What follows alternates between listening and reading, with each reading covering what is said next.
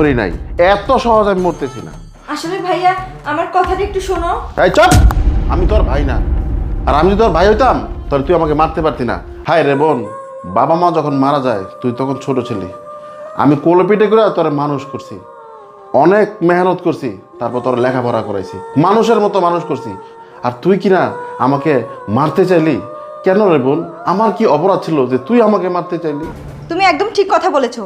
তুমি ছোটবেলা থেকে আমাকে লালন পালন করে বড় করেছো, কিন্তু এখন তুমি কি করলে?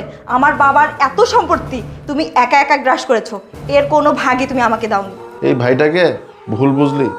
আরে বাবার সহায় সম্পত্তি যা আছে তার অর্ধেক তোর নামেই তো লিখে দিয়েছি। তোর বিশ্বাস হচ্ছে না?